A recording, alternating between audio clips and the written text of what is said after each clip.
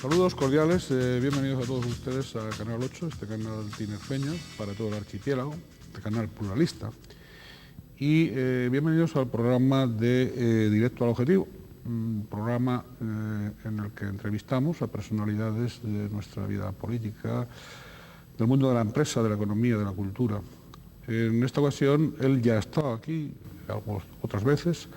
Tenemos que saludar y agradecerle el que ha aceptado la invitación que le ha cursado el Canal 8 a don José Miguel Ruano de León, consejero de Presidencia y de Justicia del Gobierno de Canarias. Don José Miguel, bienvenido. Muchas gracias.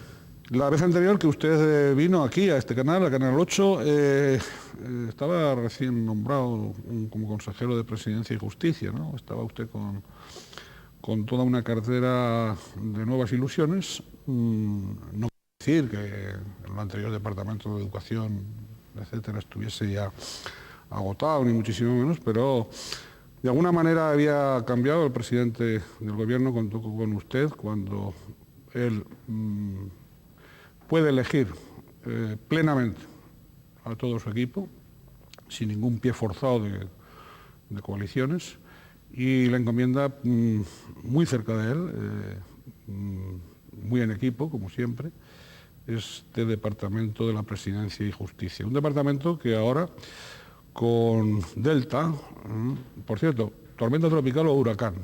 Tormenta tropical. O sea, es una definición que no damos nosotros, la da un centro especializado que es el centro, en una escala, que es el Centro de Huracanes de Miami, y por tanto es tormenta tropical. Ha sido tormenta tropical. ¿Y puede devenir en huracán? Digo, las consecuencias, el proceso que vamos a analizar ahora de cómo se produjo esa emergencia.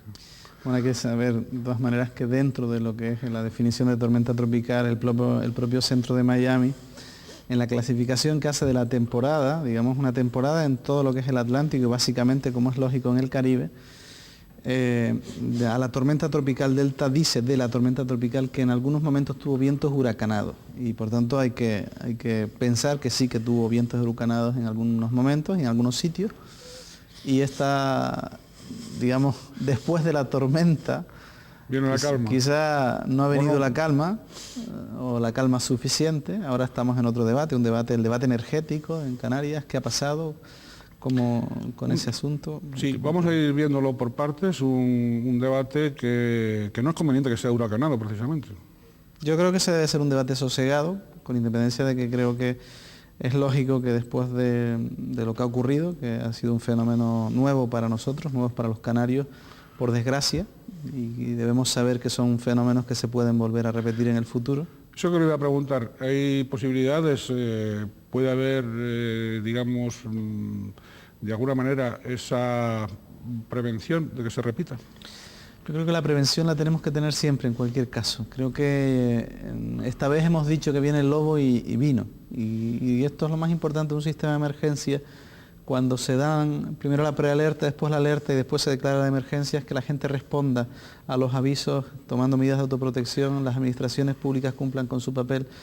Yo creo que esto se hizo razonablemente bien y ahora hay que pensar que en el futuro hay que seguir perfeccionándolo. Don José Miguel, ha hablado de la alerta, de la prealerta, de viene el lobo. ¿Fue puntual esos avisos? ¿Fueron puntuales o fueron tardíos? O tenemos que recordar que el primer avisador, entre comillas, fue don Tomás Padrón, parece ser presidente del Cabildo Insular del Hierro, y a continuación se produce la del Gobierno, pero fue puntual la del Gobierno, y después, habitualmente, ¿qué procedimientos se siguen a partir de esa voz de alarma? Yo creo que en estos casos hay que ser todo lo puntual que se pueda hacer, y es muy importante que acertemos en la decisión, porque cada falsa alarma conduce a que en el futuro sea mucho más difícil que la gente atienda a las alarmas. Por tanto, hay que acertar cuando se sabe cómo va un fenómeno atmosférico adverso como el de la tormenta tropical Delta. El sábado día 26 teníamos prealerta. El domingo 27 teníamos alerta. Y ya el lunes por la mañana, aun cuando los datos del Instituto Meteorológico Nacional, que son los datos que recibimos nosotros sobre la situación atmosférica, no tenemos otro, todavía no aconsejaban pasar al nivel de emergencia. Nosotros tenemos noticias desde el Centro de Huracanes de Miami, un centro específico que controla todos estos fenómenos en el Atlántico, que la tormenta tropical se aproxima a Canarias de oeste a este, que va a afectar al norte de las islas y por tanto tenemos que decidir si elevamos el nivel de emergencia a nivel de emergencia. Así lo hicimos cuando decidimos que los niños a partir de las 2 ya no vayan a clase, así lo hablamos con la Consejería de Educación para hacerlo efectivo. Así lo hicimos cuando avisamos en esa mañana a todos los presidentes de cabildos insulares, a los alcaldes de Santa Cruz de Tenerife y de Las Palmas de Gran Canaria, las 2 capitales, los cabildos insulares al resto de los alcaldes de las islas, y de todo el dispositivo de coordinación de las administraciones públicas se pone en marcha. El SECOE 112, que depende del Gobierno de Canarias, el delegado del Gobierno del Estado, al cual yo llamé personalmente, y también al subdelegado del Gobierno en la provincia de Santa Cruz de Tenerife, porque el fenómeno ya parecía que ya venía sobre las islas. Bien, una decisión del Gobierno, una decisión que por supuesto autoriza al presidente, pero una decisión que adopta usted. Sí. Y la adopta usted, digamos... Porque me corresponde hacerlo, porque sí, realmente yo al presidente lo aviso de la situación. El presidente está en Madrid, yo también me había desplazado a Madrid porque los datos que teníamos del meteorológico no abonaban que la tormenta fuera a afectar a Canarias antes. Bien, parece que esa tormenta tal cual estaba al principio podía pasar al norte de Canarias, sobre las Islas Salvajes aproximadamente. Pero los datos finales que va dando mejor, con más precisión el Instituto de Miami, apuntaban a que esto se iba a producir así y se toma la decisión. Sí, oiga, y es concebible que el Centro de Miami dé más datos, más abundancia de datos, avise antes que el propio Servicio Meteorológico Nacional. Tenemos entonces un Servicio Meteorológico Nacional bastante, según se ha demostrado en esta ocasión, bastante deficiente, ¿no? Yo creo que esta es una necesidad que tenemos que revisar ahora en Canarias. Creo que los datos que estamos recibiendo del Meteorológico Nacional no son datos suficientes. Yo no hago imputación de responsabilidades, yo creo que eso da igual, pero sí que es importante que mejoremos nuestro sistema de predicción de condiciones meteorológicas. Nosotros no podemos estar en condiciones de satélite que están más bien previstas para el territorio peninsular. Nosotros estamos aquí al lado de las costas africanas, en pleno Atlántico, y necesitamos otros datos. Eso es lo que le iba a plantear, que da la impresión que el Servicio Meteorológico Nacional funciona muy bien en la península, y que en cambio no así con este archipiélago atlántico, lo cual quiere decir que también en esa faceta estamos como dejados de la mano, no iba a decir de Dios, pero sí de la mano de la Administración Central. Yo creo que sin querer entrar en competencias, y podría hacerlo, y entrar en un debate ahora sobre las competencias y demás, está claro que son datos que están resultando insuficientes. En la mañana del mismo día 28 pedimos al Instituto Meteorológico Nacional que nos actualizara el último parte. Y el Instituto Meteorológico Nacional, es una conversación grabada porque está hecha desde la sala, nos remite al parte de las 6 de la tarde.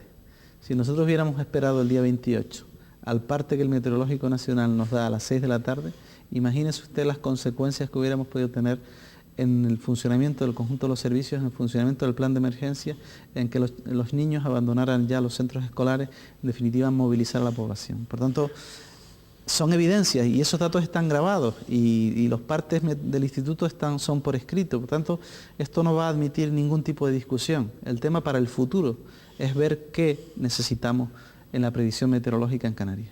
Y exigirlo de un modo contundente. Sin duda alguna. Yo creo que esto es un tema que necesitamos ahora exigir con total rotundidad. Y esto, insisto, sin hacer crítica del funcionamiento. Solo he dicho que son insuficientes, no nos sirven, por tanto, esos datos. Nosotros, por ejemplo, no tenemos datos aquí de temperaturas del agua, y la temperatura es un factor fundamental del mar para saber si se van a producir fenómenos, evidentemente. Los fenómenos tropicales, los fenómenos vinculados a huracanes, tormentas tropicales y demás, tienen en cuenta, entre otros factores, el de la temperatura del mar. Y por tanto vamos a tener que revisar todo esto. En este sentido tenemos alguna capacidad, nosotros vamos a trabajar en el tema de la temperatura del mar con el Instituto Canario de Ciencias Marinas, que depende de nosotros. Vamos a establecer algunas medidas, decisiones en torno a la meteorología propia, tenemos competencia estatutaria para hacerlo. Vamos a intentar hacerlo en coordinación con el Instituto Meteorológico Nacional, pero necesitamos en todo caso mejores datos para las coordenadas en donde se encuentra el archipiélago canario. Sí, retomamos la decisión suya, la decisión del Gobierno, la decisión suya dentro de las competencias que como consejero de Presidencia y de Justicia le corresponden, decisión del Gobierno, comunicación con las corporaciones insulares, con los ayuntamientos, con las corporaciones locales, también comunicación con las empresas, digamos, de servicios esenciales, me imagino que con Unelco Endesa y con Telefónica, etcétera, ¿no? Sí. Nivel eléctrica y telefonía. Sí. Y telefonía. Bien, ¿y cuál fue la primera respuesta de una y otra? Ahora analizaremos el proceso, digamos, de comunicación de Endesa o de Unelco Endesa y de Telefónica con respecto al Gobierno y del Gobierno con respecto a las dos empresas. Pero quiero decir que en esos primeros contactos, en esa alerta, ¿cuál es el comportamiento inicial de estas empresas? Bueno, yo creo que no puedo decir que en el primer momento fuera negativo porque no lo fue positivo, fundamentalmente el de Telefónica. Telefónica, por iniciativa propia, desplazó a la sala del 112 en Santa Cruz de Tenerife un técnico, un ingeniero de telecomunicaciones por todas las incidencias que se estaban produciendo en materia de telefonía y por tanto esto fue importante para tomar decisiones en torno a la garantía del servicio de telefonía, tanto fija como móvil. Y en relación con Unelco Endesa, nosotros pedimos en determinado momento, ya en las primeras horas de la noche, quizás a las 8 o las 9 de la noche, eso está escrito también en la sala del 112, que se incorporara un ingeniero de Unelco. Así se hizo más tarde y a partir de aquel momento empezamos a operar con todas las circunstancias que se habían producido por el efecto de la tormenta tropical Delta en toda Canarias, porque hay que decir que al principio la caída eléctrica se produjo no solo en Tenerife, sino se produjo también en el norte de Gran Canaria, se produjo en zonas importantes de la isla de Lanzarote, también en La Graciosa y en algunas zonas de la isla del Hierro, si no recuerdo mal, La Gomera y La Palma. Por tanto, al principio teníamos una afectación de distintas subestaciones en todo el archipiélago. Lo más grave, lógicamente, y eso vino después, fue ver qué había pasado con la red eléctrica de la isla de Tenerife. Y el gran problema, por decirlo de esa manera, vino después con la afectación que se produjo en la red de alto voltaje de la isla de Tenerife. Bien, se ha abierto, el Gobierno decidió abrir un expediente, creo que informativo, ¿no? De momento informativo. De momento informativo. Hay un expediente sancionador también incoado, porque una vez abierto el informativo ya se ha comprobado que algunas torres del sureste de la isla de Tenerife, en el tramo que va desde Arafo hasta Arico, estaban en muy malas condiciones de mantenimiento, aunque bien es cierto que estas no son las torres principales que produjeron la caída del suministro eléctrico en esa zona. Se sigue investigando en relación con este asunto, pues lo hace la Consejería de Industria, que es la competente, y estamos también siguiendo con mucho interés qué pasó en las 5 torres del tramo del punto kilométrico 7 a la altura del Chorrillo, que son las que impidieron la entrada del alto voltaje a la estación de Buenos Aires en Santa Cruz. Las primeras horas siguientes a todo lo ocurrido, tuvimos precisamente en el Canal 8 un debate en el que estuvo el director provincial de Unelco Endesa, aparte de tenientes de alcalde del área metropolitana y los primeros tenientes de alcalde del área metropolitana y algunos de los alcaldes por teléfono. Bueno, en algún momento del debate se planteó con el director provincial el estado de las líneas y él, bueno, apeló precisamente a esa circunstancia de estar sometidos a inspección. Ha dado la impresión probablemente de que la Consejería de Industria no ha sido diligente, o los servicios de la Consejería de Industria no han sido diligentes en las inspecciones de esas líneas. Yo creo que esto es un tema que va más allá del debate de la inspección concreta de algunas líneas. Estas líneas del sureste está claro que eran líneas que estaban en muy malas condiciones, se observa desde la autopista cuando usted conduce sin distraerse demasiado, se observa ya que muchas de esas torres estaban en malas condiciones. Bien es cierto que todas las torres que han caído no tienen las mismas circunstancias y eso es lo que están investigando los técnicos de la empresa, pero yo creo que el debate sobre el transporte de la energía eléctrica en Tenerife y en Canarias es un debate mucho más profundo. Es un debate sobre cómo ha detentado el monopolio de la generación, de la distribución y del transporte de la energía eléctrica Unelco Endesa en Tenerife, especialmente desde que Unelco forma parte o pasa a formar parte del grupo Endesa. Desde aquel momento, desde la privatización que se hace unos años, la compañía ha hecho escasas inversiones en la red, fundamentalmente la red de transporte, y esto al final tiene consecuencias que en este momento estamos viviendo, sin perjuicio, insisto, de que la investigación sigue abierta y habrá causas en donde la tormenta tropical realmente pudo tener intensidades de viento muy superiores a los que las torres están preparadas para sufrir, pero hay otras que tienen que ver y están vinculadas a que la empresa no ha hecho los esfuerzos necesarios. Señor consejero, ¿y ustedes en esos expedientes, el informativo y el sancionador, van a llegar hasta el final o se van a quedar a mitad de camino? No me cabe duda de que vamos a llegar hasta el final. Yo creo que en ese sentido la consejera Marisa Tejedor ha informado ya al gobierno de por dónde va el sentido del expediente en algunos casos, y en otros pues nosotros tenemos también muchísimo interés en descubrir cuál era el plan de contingencias de la compañía Unelco para una eventualidad como la que hemos padecido, es decir, para un supuesto de siniestro importante, porque yo tengo la convicción de que en las horas posteriores a la caída del suministro eléctrico en la isla de Tenerife hubo dos grandes problemas. Uno, que el material que Unelco precisaba para afrontar la reparación de las líneas de alto voltaje no se encontraba en Tenerife, y este es un tema muy importante de cara a la gestión de la crisis. Y dos, que la compañía no estaba comunicando con certeza, veracidad, cómo iban a discurrir las siguientes horas, y por eso en un momento determinado digamos que la acción de Unelco se separa, la acción del gobierno se separa lógicamente de la de Unelco Endesa. De la Unelco sí, porque al principio en la primera rueda de prensa comparece el presidente también con los directivos de Unelco. Esa sensación, bueno, esa certeza de la falta de información acusada por la ciudadanía, o al menos por una gran parte de la ciudadanía, también la acusa el gobierno. El gobierno no fue informado debidamente en el transcurso de la emergencia por parte de Unelco Endesa. No recibió el gobierno suficiente información fidedigna y clara, transparente. Yo, cuando se hace un juicio como este, nunca sabe uno dónde está el límite de la intencionalidad, del límite de la, digamos, de lo intencionado respecto de lo culposo, es decir, dónde están los límites de la culpa de Unelco en este proceso. Yo dije, cuando estábamos en plena crisis, yo soy el consejero responsable de las emergencias, y por lo tanto dije que yo no iba a hacer ningún juicio sobre el comportamiento de la empresa, que teníamos que arreglar el problema, y cuando ya el cable de alta tensión del punto kilométrico 7 en la autopista del sur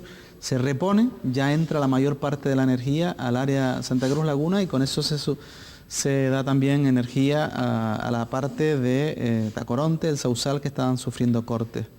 La parte del sureste de la isla se soluciona de otra manera, con generadores, y por tanto vamos cumpliendo un plan de etapas donde la prioridad la habíamos establecido en el suministro de agua, porque había pozos que tienen que ser movidos por energía eléctrica y no estaban dando esa energía, y por lo tanto no llegaba el agua a la gente.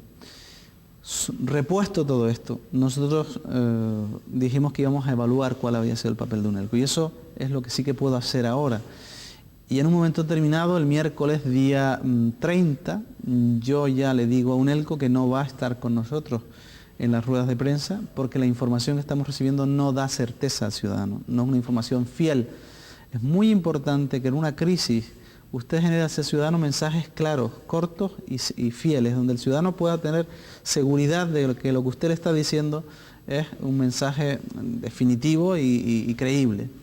Y era preferible decir el martes que hasta el viernes no iba a haber energía eléctrica, por ejemplo, que estar con una política de comunicación errática hacia adelante, hacia detrás, no informarnos, por ejemplo, el martes de que el tema del sureste estaba muy mal, todo lo que son los municipios desde Arafo a Arico, Arafo, Güímar, Fasni, Arico, y por tanto esto es un error grave de entrada, y ahí, a partir de ahí hay un conjunto de errores que se van acumulando, y nosotros en un momento determinado tenemos que decir a Unelco que, digamos, que no pueden estar con nosotros en esa política de comunicación, Y una de las razones por las cuales el expediente informativo está abierto es para conocer el plan de contingencias de UNELCO ante este tipo de siniestros y a su vez cuál fue la política de comunicación de UNELCO, que todavía hoy sigue siendo una política equivocada.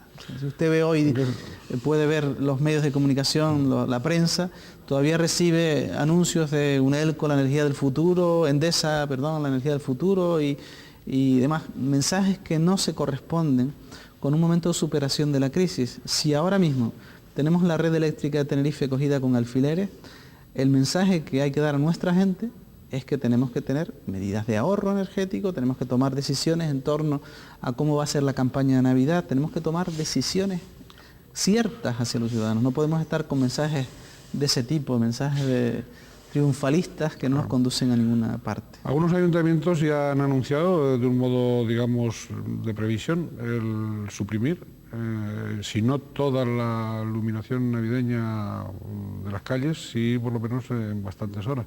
Y bueno, al hilo precisamente de esa situación cogida con alfileres, ¿cómo es posible que todavía se anuncie? Me parece que se ha dicho que hasta dentro de 6 meses no se habrá restablecido el 100% con la estabilidad del suministro eléctrico que se tenía antes, ¿no? ¿Cómo es posible esto? 6 meses, eso no es un tiempo. Ustedes no pueden como gobierno, pregunto, señor consejero, atornillar un poquito más esas fechas, el urgir, el tal, porque probablemente haya detrás de eso pues un problema de inversor, otra vez, es decir, seguimos con la falta de inversión, un problema de inversor, porque bueno, 6 meses dependerá de los efectivos que movilicen, pero si movilizan más efectivos, no tendrán que ser 6 meses, me imagino. Yo le puedo decir que en este asunto quien está detrás de la compañía, apretando a la compañía para el cumplimiento de unos plazos más cortos, es la Consejería de Industria. Nosotros desde que acabó la emergencia misma, pues hemos traspasado ese asunto a la Consejería competente, que es Industria, pero sí con la voluntad de que la reparación de la red se produzca en un plazo de tiempo muchísimo más corto. La situación nos lleva ahora a un debate más de fondo, de cuál va a ser el futuro de la política energética en Canarias en general y en Tenerife en particular. Es decir, cómo se va a articular el transporte de la energía eléctrica en la isla de Tenerife y en Canarias para poder afrontar, digamos, el futuro con normalidad. Y que el gobierno ya más o menos, no digo que ahora los tenga del todo fijados, pero por lo menos hacia dónde plantea el gobierno las líneas maestras de ese futuro energético de Tenerife y del archipiélago. Bueno, en primer lugar, que se reponga la situación de normalidad. Si hay un conjunto de torres caídas en la línea que une Caletillas con Geneto, en las líneas estas del borde de la autopista en el punto kilométrico 7, la reposición de toda la zona del sureste de la isla en el tramo desde Arafo hasta Arico, en definitiva decisiones que requieren una cierta inmediatez. Y decisiones a medio plazo es la que hace varios años ya tomó el Gobierno de Canarias de encomendar el transporte de la energía eléctrica a otra empresa, a Red Eléctrica Española. Eso está pendiente, que hacerlo efectivo, que esa orden tenga efectividad, está pendiente de que el Ministerio de Industria dicte una orden que establezca las compensaciones que esa compañía, Red Eléctrica Española, tiene que hacer a UNELCO Endesa, que es la propietaria de la red de transporte. Y por tanto, hasta ese momento no será efectiva la encomienda a Red Eléctrica Española. Pero para nosotros es fundamental romper el monopolio real que tiene UNELCO Endesa de la generación, es decir, tiene... Eso es lo que le iba a plantear, también la producción de energía eléctrica. Sí, claro, es que tiene todo el sistema. La generación tiene las dos, en el caso de Tenerife, las dos centrales. En el caso de Gran Canaria también hay 2 centrales, en otras hay una sola central. Sí. Y el transporte, las líneas de transporte y distribución y la distribución al ciudadano. En definitiva, el monopolio absoluto. Es fundamental romper ese esquema. Y para eso hay que estar incluso, en este momento hay debates energéticos en España sobre si hay una OPA, una oferta pública de acciones, en donde hay una empresa que quiera absorber Endesa. En definitiva, no voy a entrar en detalles en ese asunto, pero hay que establecer desde el Gobierno de Canarias y desde el Parlamento de Canarias las decisiones estratégicas para afrontar cuál debe ser nuestro futuro en energía. Y eso requiere decisiones importantes sobre quiénes van a estar en el mercado de la generación, del transporte y la distribución energética en las islas, decisiones sobre las redes de transporte de las islas. Por ejemplo, si la isla de Tenerife estuviera cerrada en un anillo energético, muchas cosas que han ocurrido ahora no hubieran ocurrido, se hubieran podido salvar. En definitiva, decisiones que nos coloquen en un punto imprescindible. Nosotros tenemos como proyecto de comunidad que somos, necesitamos decisiones ya acerca de romper realmente el monopolio. Y es una realidad que desde que se privatizó Unelco y pasó a ser una filial de Endesa, la compañía no ha hecho las inversiones necesarias en Canarias. Nosotros tenemos que romper esa situación y para eso se requieren decisiones rápidas. Porque además hay que decir que también recibe o recibía compensaciones de dinero público estatal para determinados cometidos la propia empresa, ¿no? Sí. Entonces, bien, lo cierto es que una vez decidido la llamada liberalización del sector, en Canarias esa liberalización será por lo de la hora más tarde, o las horas más tarde, todavía no ha llegado. Bueno, pues fíjese usted, si ahora el gobierno hace un planteamiento global y hace un planteamiento de futuro, de energía del futuro, energía del futuro que no solo será Endesa, es previsible, ¿no? Sino también, aunque el mercado sea fragmentado en siete territorios, aunque digamos el sistema de transporte no tenga en absoluto conexión con el territorio continental, que sí, como ocurre en otras comunidades autónomas, etcétera, etcétera, también tiene otras ventajas. A veces da la impresión de que escuchando a los monopolios nos perdonan la vida cuando resulta que están realmente obteniendo unos grandes beneficios de esa situación de monopolio. Pero sobre todo, aparte de esos grandes beneficios, se ha percibido con esta catástrofe y con la emergencia, y de eso no lo culpo al consejero, ni mucho menos, ¿no? Pero sí se ha percibido esa falta de comunicación, lo que viene a traslucir, de alguna manera, es una posición de prepotencia, no eléctrica precisamente, sino prepotencia, pero una prepotencia que probablemente en el pasado ha sido también tolerada por el propio gobierno.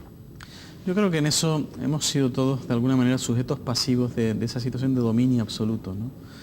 Y cuando se toman decisiones, y piense usted que la decisión de encomienda de red eléctrica viene poquito tiempo más tarde del temporal de Santa Cruz, de la llamada riada, y por tanto si se hubiera hecho efectivo las decisiones, porque en esto intervienen los dos gobiernos, el gobierno de Canarias y el gobierno de España.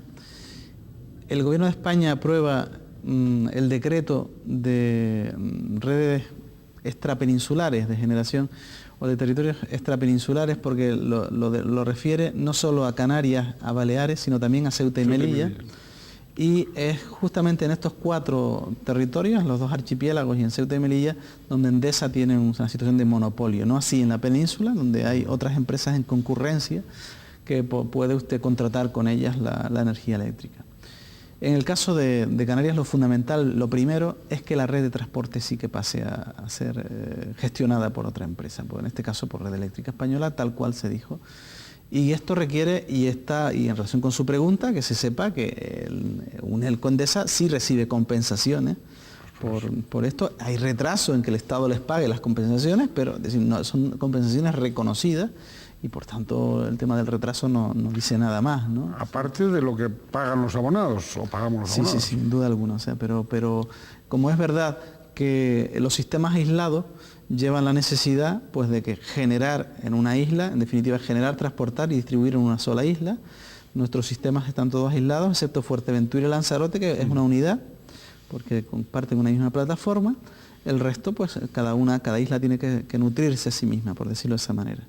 Eso tiene muchas desventajas desde el punto de vista de la producción, también ventajas, algunas ventajas, es decir que imagine que cuando se rompe la red de transporte de Tenerife, afortunadamente no se ve afectada ninguna otra isla, por tanto eso también tiene de ventaja.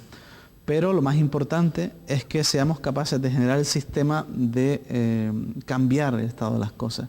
Respecto a la responsabilidad, Yo no digo que no haya responsabilidad en la gestión por parte de los gobiernos que ha tenido Canarias, como también hay responsabilidad que puede haber tenido el gobierno de España en que algunas decisiones hayan tardado tanto en implementarse.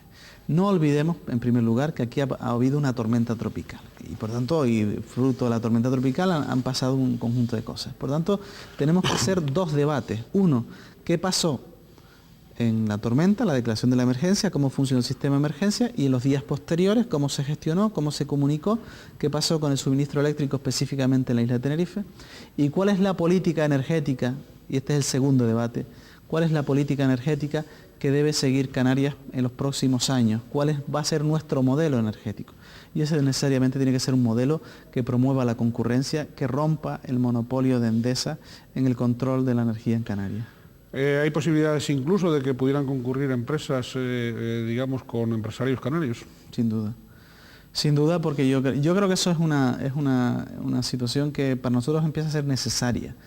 Piense usted que si Unelco, que es una filial, en lugar de fundirse o de absorberse por parte de Endesa, como fue, se hubiera ido a un proceso de suscripción de acciones, es muy probable que Unelco, que fue antaño una compañía canaria que fundaron los ingleses, que tenían tanta influencia en nuestra estructura económica, tanto de las Canarias orientales como las occidentales, pues si hubiera sido así, si Unelco no hubiera pasado de ser una empresa arraigada en Canarias a pasar a ser una empresa dependiente, como lo es de Endesa, seguro que muchas decisiones que se han dejado de tomar se hubieran tomado. Y por tanto, en este momento tenemos que hacer posible que en todo el modelo que se vaya a incorporar del modelo energético, aun cuando vengan empresas españolas, por ejemplo el transporte, podamos después articular respuestas de participación de gente de Canarias en la estructura del capital de esas empresas, porque eso facilita que haya un compromiso con nuestra gente. Hasta en este momento, en el balance de este fenómeno, usted, por ejemplo, no sé si ha pensado en las ausencias de personas que no han dicho nada. Podrá haber oído al director territorial, al director gerente en Canarias, que este ha sido el peor suceso para Endesa, y sin embargo usted no ha visto al presidente de Endesa hacer un pronunciamiento de que la situación en Canarias ha sido grave, que ellos van a tomar tal o cual decisión. Es decir, en ese balance somos una cosa muy pequeñita. ¿Y todavía existe, usted dice el presidente de Endesa y el presidente de Unelco Endesa? También existe el presidente de Unelco Endesa. Ha estado, digamos, ausente de la crisis. Es verdad que la responsabilidad técnica mayor la tiene el director gerente, pero en una situación como esta, en una situación donde, digamos, el factor, si quieren, humano, sentimental, de la gente que ha padecido la pérdida del suministro eléctrico, con todo lo que eso condiciona, porque claro, estamos acostumbrados a vivir ahora con energía eléctrica y tenemos todos nuestros aparatos.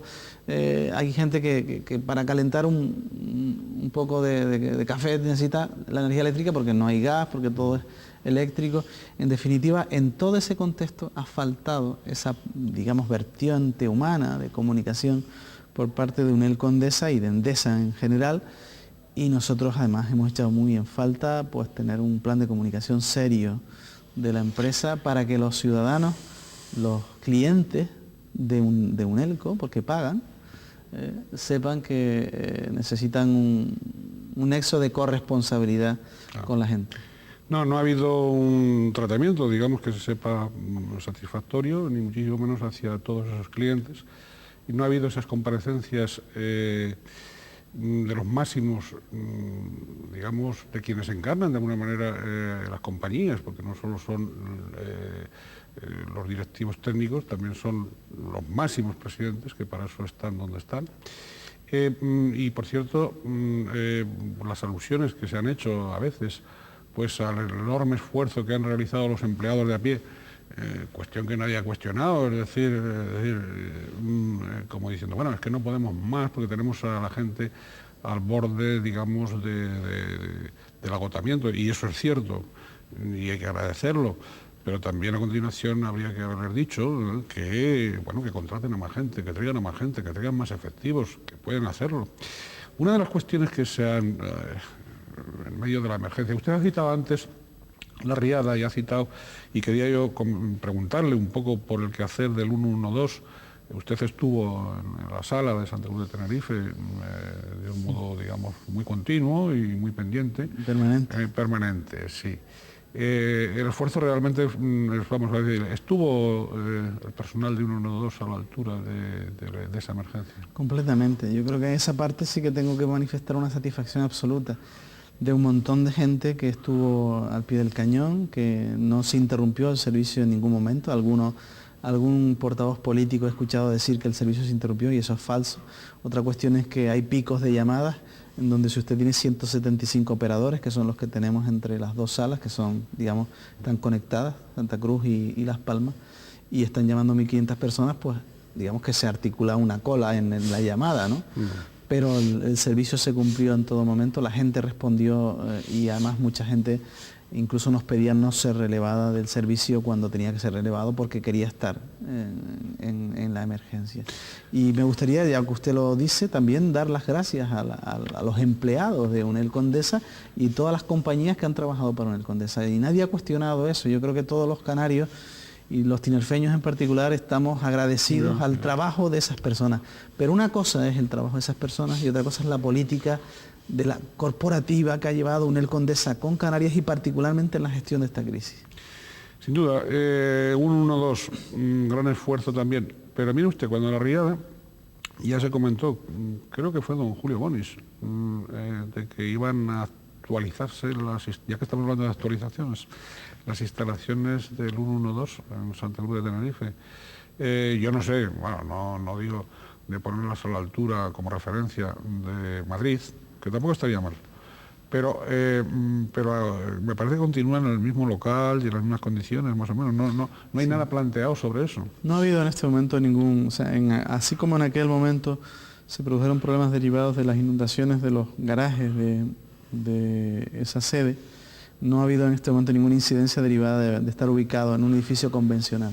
Pero yo creo que una sala de crisis no puede estar en un edificio convencional. Por tanto, mi propósito es que en unos meses plantear un proyecto de ubicación, de reubicación de las salas de SECOES 112, tanto en Tenerife como en Gran Canaria, hacia zonas, digamos, seguras, con garantía, establecer un sistema, digamos, de búnker protegido para cualquier evento de carácter global, cualquier tipo de emergencia de carácter global, para que además haya más puestos de operadores, para que haya posibilidad de rotación en el mismo centro. En definitiva, un concepto distinto al que tienen en este momento las salas, que son modelos muy convencionales y que yo creo que no son modelos válidos para cuando la emergencia es una gran emergencia. No, sin duda. Sí, además, fíjese, cuando yo le recordaba este dato del 31 de marzo del 2002, del don Julio Bonis, y don Julio Bonis hablaba de eso, de buscar un lugar adecuado, porque él reconocía, el propio gobierno de entonces, que no era el pertinente, ni muchísimo menos, ¿no?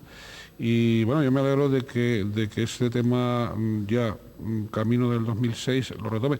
Pero ¿irá eso, don José Miguel, a esas nuevas instalaciones antes de que acabe la legislatura? No, yo creo que eso desde todo punto de vista es imposible.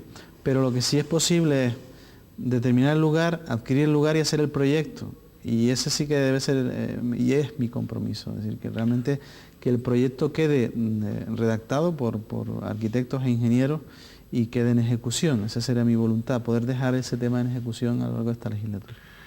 Estamos realizando la entrevista en directo al objetivo, en esta ocasión a don José Miguel Ruano de León, consejero de Presidencia y Justicia del Gobierno de Canarias, horas antes de la comparecencia del presidente del Gobierno, don Adán Martín, en el Parlamento, ¿no? Prevista para el miércoles, ¿no? Bien, al hilo de esa comparecencia y bueno, ¿cómo tienen ustedes estudiados las ayudas, en su caso los decretos o los proyectos para librar esas ayudas, con independencia de las ayudas que puedan venir del Estado, ¿no? ¿Cómo las tienen orientadas y cómo las tienen, qué criterios se van a seguir en ese tipo de ayudas? Hay que diferenciar las ayudas a las instituciones públicas que pueden haber visto afectadas pues toda la red de infraestructura, el tema de la señalización en carreteras, el tema de mobiliario urbano en muchos ayuntamientos, la incidencia en colegios, muchos colegios que han sido afectados porque se ha levantado un techo, se ha caído un muro, se ha tirado una valla. En definitiva, toda una política de ayudas dirigida a las administraciones públicas con ese sentido, con esa orientación, de las ayudas que van dirigidas más a las personas y a las empresas. En las empresas, con particular importancia en los comercios y específicamente los comercios de alimentación que pudieran haber visto interrumpido el suministro eléctrico, y también las ayudas a las personas individualmente, tanto en vivienda como en algunos temas importantes, como es una ayuda a las personas con más necesidad social. Y en esa dirección está el decreto que se ha trabajado, y lo más importante ahora por nuestra parte es que establecer un sistema de gestión eficaz y rápida, porque nos preocupa mucho este aspecto. Además de que este conjunto de ayudas también no he citado, pero lo cito ahora, las ayudas a la agricultura, a la ganadería y también a la pesca, a las embarcaciones pesqueras de pescadores, es decir, no hablo de embarcaciones de recreo, que hayan podido perder su embarcación. En definitiva, un conjunto de medidas que satisfacen o palían de alguna manera los efectos de la tormenta tropical Delta, lo palían, en todo caso lo hemos sufrido, lo hemos padecido, y ahora lo importante es que nos repongamos cuanto antes de este asunto. ¿Han pensado ustedes en hacer un sistema, digamos, burocrático, sencillo, simple, no disuasorio? Porque claro, es decir, puede haber muchos ciudadanos, sobre todo ciudadanos de pie, o propietarios de pequeños comercios que han perdido, que a lo mejor cuantitativamente no es mucho, pero para ellos es todo, o casi todo. Digamos, unos mecanismos ágiles, unos mecanismos que no sean disuasorios para quienes sí merecen esas ayudas. En el decreto que hemos aprobado esta mañana estamos residenciando un conjunto de decisiones para articularlas con los ayuntamientos y ser lo más rápido posible en la puesta a disposición de las ayudas. Nos preocupa específicamente el tema de agricultores. Ahí en ese sentido vamos a ver qué papel pueden jugar las agencias de extensión agraria. Yo creo que en unos días, y eso será público, a partir de una fecha muy concreta que terminaremos, y digo que son temas de unos días, las personas que van a recibir estas ayudas van a ver una respuesta rápida, porque lo más importante es que esta vez vamos a exceptuar. Este decreto se exceptúa del régimen general de las subvenciones, que en sí mismo es un sistema muy complicado, muy rápido, muy lento, muy trabajoso, y nuestra voluntad es que esta vez se constituya un sistema muy rápido, y además contamos para ello con el apoyo en el Parlamento de Canarias, que espero de todos los grupos, en la articulación de los créditos en la ley de presupuestos para tanto de este año como para el 2006, de las decisiones lo más rápido posible. ¿Hay cifras previstas de millones de euros? Cifras globales, muy globales, pero yo hasta no me comprometería, sobre todo por la parte individual, ¿no? Por la parte de las personas a nivel individual, porque hay un sistema de ayuda destinado a las personas con menos recursos económicos, compensarles de alguna manera por la parálisis del suministro eléctrico. En algunos momentos de la emergencia, estamos en torno a la emergencia producida por la tormenta tropical Delta, con algunos vientos huracanados, ¿no? Sí, esa era la definición exacta. En algún momento del proceso de la emergencia se ha dicho, ha habido alguna voz que ha dicho que también parte de culpa tienen esas plataformas del no, que se han opuesto a que hubiese ya un sistema eléctrico, sobre todo en el sur de la isla, retrasado precisamente por la acción de esas plataformas. ¿Usted comparte esa opinión o no? A mí me gustaría, en ese sentido, intento siempre ser riguroso cuando analizo las cosas y no mezclarlo específicamente con la emergencia misma. Pero sí me gustaría, dado que usted me hace esa pregunta, decir que en esta isla, en la isla de Tenerife, vivimos más de 800.000 personas, y 800.000 personas necesitamos un conjunto de decisiones en materia de infraestructura, en materia de instalaciones comunes, en materia de transporte eléctrico, que se tienen que tomar ya, porque el retraso en esas decisiones está llevando a un colapso de la vida misma, y usted hoy no puede tardar horas en ponerse desde el norte de la isla a la capital cuando llega por la mañana a trabajar, o tener sustentado el sur de Tenerife, el sur turístico de Tenerife, en turbinas contaminantes del medio ambiente, o decisiones que requieren en este momento infraestructuras de enlace entre la autopista del norte y la autopista del sur, decisiones que habrá que buscar que respeten al máximo ese valor ambiental que tenemos, que es una cosa que nos distingue. Pero quiero en esto también decir que no es lo mismo la ecología que el ecologismo, que igual que no es lo mismo el Islam que el islamismo.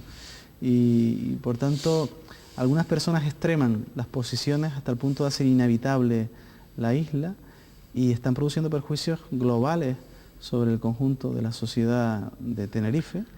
Y insisto, no mezclo eso con la decisión, con lo que ha pasado, porque sería falso, pero sí que cuando hagamos el debate, por ejemplo, de la política energética de Canarias y de la política energética de Tenerife, hablemos de lo que necesitamos, en este caso los 2 millones de habitantes casi que tiene Canarias, los más de 800.000 que tiene Tenerife, lo que necesitan también nuestros visitantes. Y por lo tanto demos respuesta real y no ficticia y no, digamos, creada falsamente en torno a estos debates. Sí, pero cuando se dice, por ejemplo, que soterrar las líneas eléctricas, bueno, pues puede ser una solución, desde luego la solución que en los países más avanzados se practica. Aquí, cuando en esas plataformas o miembros de esas plataformas han apuntado a eso, pues se les ha tratado poco menos que de, yo qué sé, se les ha insultado, ¿no? Entonces, cuando en el fondo estamos ante una diferencia de inversión, es decir, un tema de inversión. Pero no solo de inversión, hay líneas que se pueden enterrar o soterrar, que básicamente son las de 66 megavatios, 66.000 voltios, y esas líneas, puede ser dentro del plan energético de Canarias, posibilidades de enterrarlas. Las de 220 son líneas que tienen muchísima más dificultad para enterrarse. Puede haber tramos enterrados, eso sí se puede plantear, pero son líneas que presentan un nivel importante de perjuicios desde el punto de vista de enterrarse porque generan calor. Y eso tiene contraindicaciones técnicas que yo no me considero capaz de traducirlas, pero que están ahí. Por tanto, no podemos sustentar nuestros debates en decisiones hipotéticas que al final no nos conducen a nada y nos están retrasando en años las posibilidades de respuesta al desarrollo de Tenerife, un desarrollo sostenible, eso sí. Tenemos que ver que la evaluación de impacto ambiental es una evaluación real. Con nuestra legislación tenemos las legislaciones más avanzadas del mundo en materia de conservación ambiental, y es verdad que lo que está imponiendo muchos problemas es que somos más de 800.000 personas en una isla pequeña en dimensión. Y sin embargo, según el último estudio de la Unión Europea, estamos a la cola, España, en conjunto, estamos a la cola del cuidado medioambiental. O sea, estamos a la cola en haber cumplido los objetivos y las recomendaciones de la Unión Europea. Pero eso es en Kioto,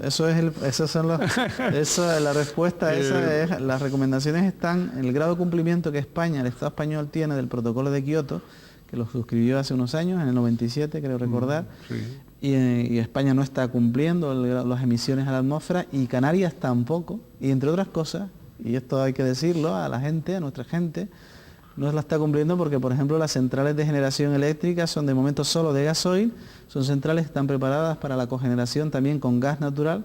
Es fundamental que entre el gas natural en las centrales de generación tanto de Tenerife como de Gran Canaria, y para eso, por ejemplo, hace falta que podamos tener un puerto, el puerto de Granadilla, capaz de albergar las centrales de gas, que son siempre menos contaminantes que las centrales de gasoil. Sí, también ir a las energías alternativas. Totalmente de acuerdo. En eso se está haciendo también un esfuerzo, quizás no suficiente. Yo creo que por eso lo que decía antes, que el planteamiento futuro del debate, el debate energético de Canarias tiene que contemplar todos estos temas.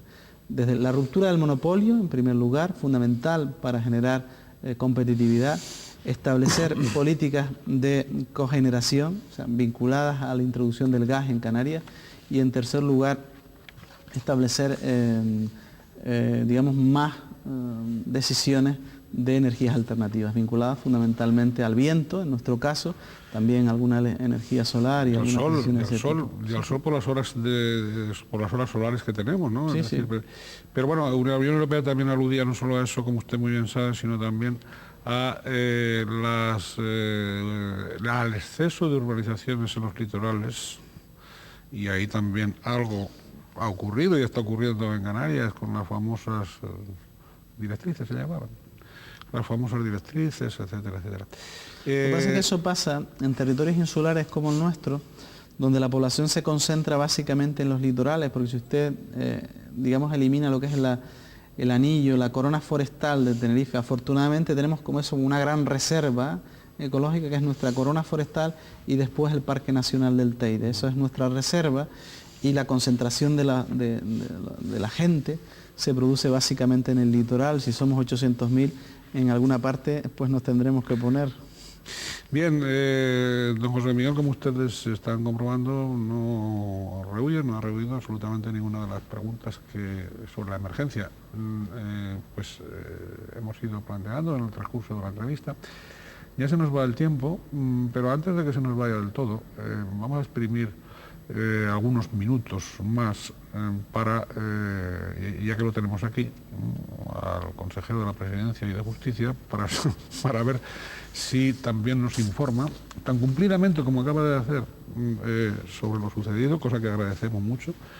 La información siempre vence sobre el rumor, la información fidedigna y veraz prestigia. Primero es un derecho fundamental, empezando por ahí. Y segundo, evidentemente, prestigia también a las instituciones y a las empresas privadas. Bien, ¿qué pasa con el estatuto, don José Miguel? Y se lo preguntamos a alguien que desde el principio del comité de expertos ha estado cocinando, valga la expresión coloquial y respetuosa, cocinando ese instrumento, o en la cocina de ese instrumento, ¿no? Últimamente hay doble versión. El presidente del gobierno se muestra favorable a un entendimiento final.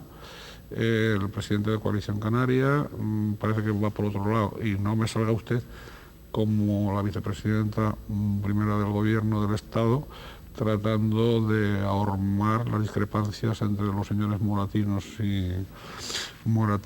y Bono. No está en el empeño de que pueda haber diferencias. Yo creo que no hay diferencias entre la posición. Pero ha habido esas dos manifestaciones diferentes. No, yo creo que las posiciones del presidente del gobierno y del presidente de Coalición Canaria en esto tienen una base común que le paso a señalar. El texto del debate del nuevo Estatuto de Canarias está en este momento en la ponencia del Parlamento de Canarias, pero tanto desde el gobierno de Canarias como desde Coalición Canaria queremos tener seguridad de que el texto que salga del Parlamento de Canarias va a ser un texto respetado en las Cortes Generales. Es decir, que al final, si somos capaces de articular un texto que apuesta decididamente porque Canarias es un archipiélago atlántico, y con eso hablamos de la adaptación de las políticas del Estado a nuestra situación como archipiélago alejado, de tener un nivel de competencias adecuado a nuestras necesidades para el siglo XXI, y de tener un régimen económico y fiscal que se respete, y nosotros necesitamos que eso que se está articulando primero en el comité de expertos, después en la ponencia parlamentaria, cuando llegue a Madrid, va a ser básicamente respetado.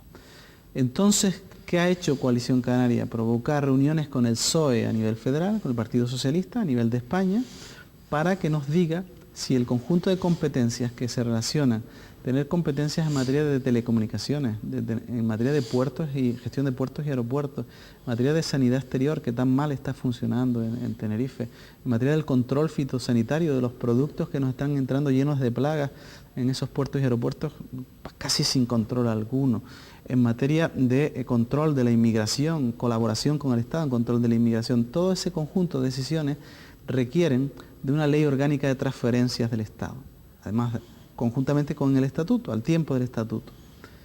Y por tanto necesitamos una respuesta del PSOE a nivel de España acerca de que esta propuesta que en este momento se está redactando en Canarias va a ser respetada en las Cortes.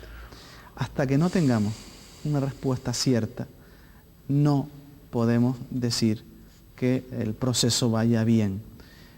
Yo tengo confianza en que se, digamos, como ha dicho el presidente del gobierno, en que cobre buen camino, pero también le quiero decir que tengo una sensación de que está también muy condicionado a cuál sea el proceso final que lleve el Estatuto de Cataluña en las Cortes Generales. Es decir, en la medida en que el Partido Socialista a nivel España sea capaz de transferir algunas competencias a algunas comunidades, y me refiero ahora específicamente a Cataluña, estará dispuesto a transferir competencias como las que yo he señalado a la Comunidad Canaria, a pesar de que nosotros no tenemos nada que ver con la realidad continental de Cataluña. Nosotros necesitamos esas competencias porque somos un archipiélago, porque estamos alejados, porque no tenemos otro sitio por donde salir que los puertos y aeropuertos, porque tenemos un espectro radioeléctrico para las telecomunicaciones único, no dependemos de ninguna otra comunidad española, necesitamos el control fitosanitario porque somos islas y como tal podemos garantizar que las plagas no nos entren.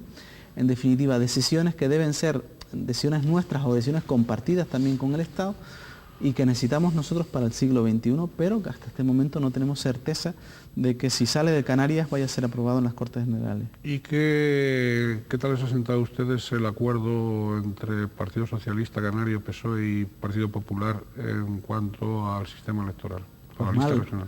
Mal, pero mal porque no responde al modelo de Canarias. Canarias es un archipiélago, tiene 7 islas y no hay ninguna comunidad española en donde se haya buscado un sistema electoral superpuesto al de las unidades territoriales que lo forman. Los partidos estatales, el Partido Socialista y el Partido Popular, pretenden encontrar con eso una fórmula que supuestamente divida Coalición Canaria y demás.